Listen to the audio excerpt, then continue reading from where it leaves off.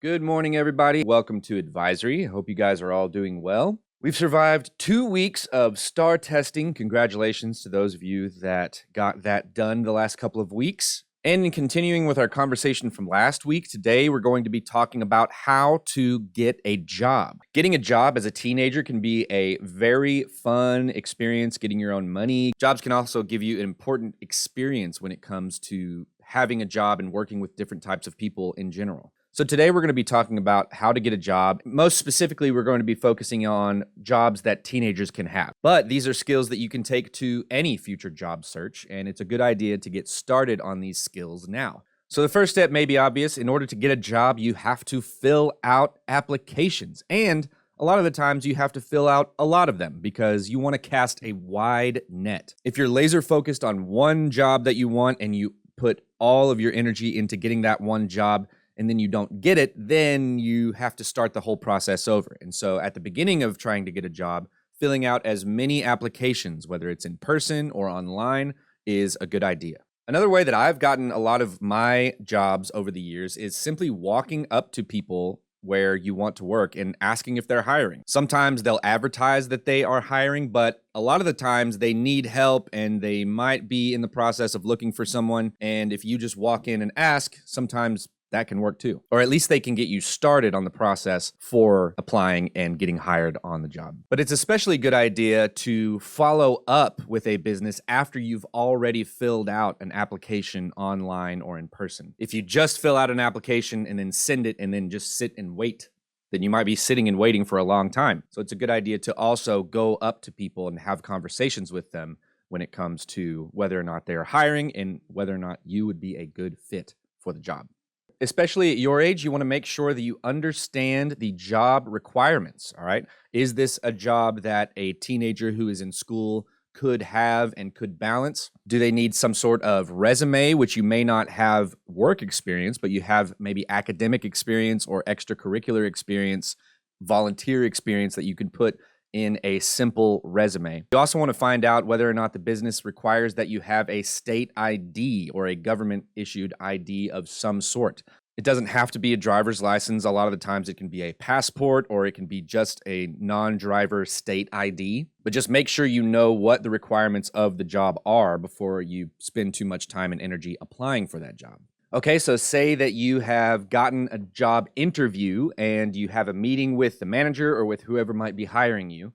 This is when you want to show your very, very best self. You want to make sure you're dressed well and appropriately. And those can be two different things, right? You want to dress nice. You want to make sure that you're well groomed and clean. But sometimes, some jobs may not require that you wear a full suit or a dress or something like that. If I'm applying to work at, say, Cane's Chicken Fingers, I'm probably not going to wear a full suit to the interview. I might wear a nice button-down shirt or like a polo, something similar to what they might wear on the job. Whenever you're speaking, you also want to make sure that you're not talking to folks like you would normally talk to your friends, where it's more casual. You want to be very clear and polite. Make sure you make eye contact. Eye contact is a great way to make sure that people know that you are paying attention to them. Before the interview, you can practice with basic interview questions. Why do you want the job? What do you see yourself doing here? What are your strengths? What are your weaknesses? Those types of things. But you also want to come with your own questions about the job or about the work environment, or anything that you might want to know before accepting the job yourself. One thing that is sure to happen in life and also in job searching is that you may get rejected. They may not hire you. Maybe you're not the right fit. Maybe they chose someone else. It's all good. It's all business, right? It's important not to take these things personally. And it's also a good reason to cast a wide net when you're applying for places, because it is very likely that you may not get a job that you want, and that's okay. There are other jobs out there. One thing you can do if you've been rejected by a job, if you have had a good conversation with the manager or the hiring person, is to ask maybe what you could have done better or what their suggestions are moving forward, if you think that would be helpful. But ultimately, just go in knowing that it's very possible that you will not get the job and to have other options ready. Rejection is unfortunately a part of life, but it's also very important to learn how to deal with rejection well. And it's not only important that you are a right fit for the company or the job, it's also important that The job is the right fit for you. You deserve to work in a place that's going to work for you. You want to make sure that your transportation is in order, that the job is not too inconveniently far away, and that you will have reliable rides to work, whether you're driving yourself or someone else is driving you or you take Uber.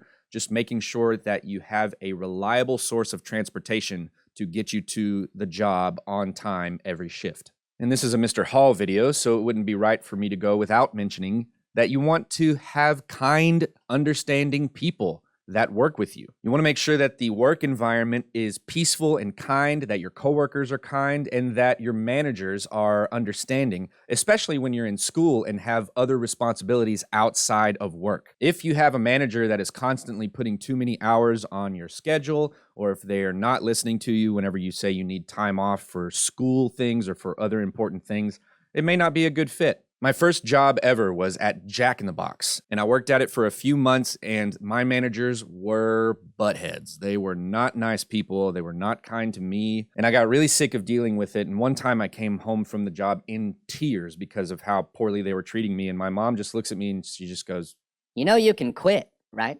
And I thought, oh my gosh, I can quit. And I did quit. And then right after that, I found a much more fun job at the Fort Worth Zoo with people that treated me well. And I kept that job for 5 years through high school and part of college. You also want to make sure that the hours are balanced with the other things that you have going on, like school or other extracurriculars. And to some degree, you want to be interested in the work. It doesn't have to be like the most fun that you've ever had in your life. I've worked a lot of jobs, especially in food service, where it's interesting to a point, but it's really just getting things done, sending out orders, and going home at the end of the day. And so while it doesn't have to be like super exciting all the time, you should at least be interested in it enough to keep going back. So when you're thinking about a job or accepting a job, make sure that you think about whether or not the job is right for you.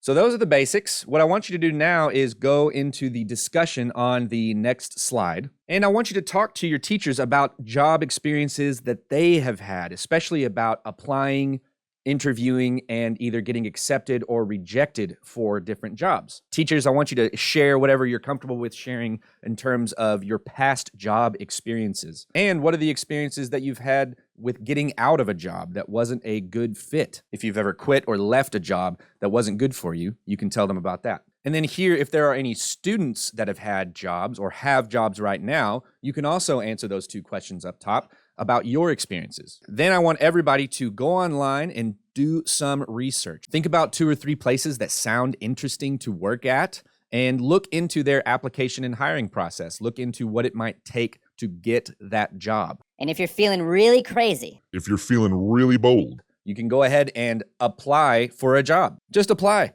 See what happens. You never know what may happen when you put yourself out there. But that's all from me for today. Enjoy this discussion. Be good to yourself and others, and I'll see you real soon.